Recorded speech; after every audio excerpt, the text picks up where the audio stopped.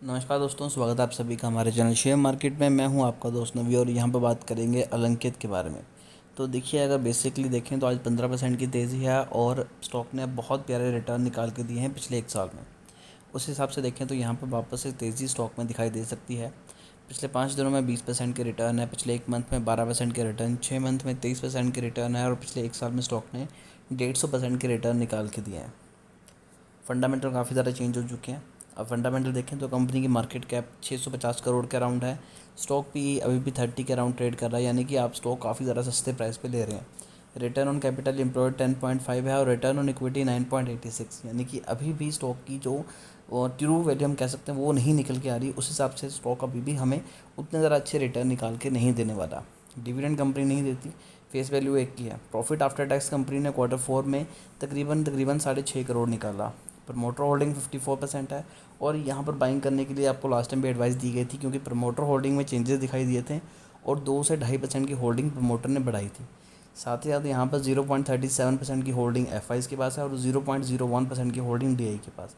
इसके बावजूद कंपनी के पास अगर देखें तो 250 करोड़ के अराउंड रिजर्व में पैसा पड़ा हुआ है, जबकि 50 करोड़ के अराउंड कंपनी पे कर्जा है। तो कंपनी आराम से अपना कर्जा चुका सकती है।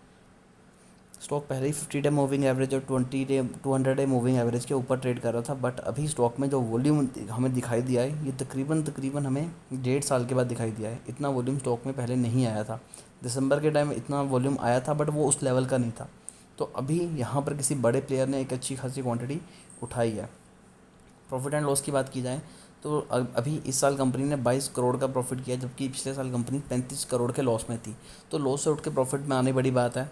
और उसके बाद अगर मैं इन्वेस्टर्स की बात करूं तो करंटली प्रमोटर होल्डिंग है 54.14% है, जो कि पिछले काफ़ी टाइम से बढ़ी नहीं थी। मार्च 2023 में 52% थी, अब जाके यहाँ पर तकरीबन एक साल के बाद होल्डिंग प्रमोटर ने अपनी बढ़ाई है। उसके बाद अगर एफ की बात की जाए तो उन्होंने अपनी हल्की सी होल्डिंग जो है वो कम की है, 0.86 से अब 0.37 हो चुकी है।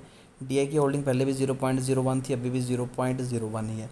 बाकी 45% की जो होल्डिंग है वो पब्लिक लेके बैठी हुई है।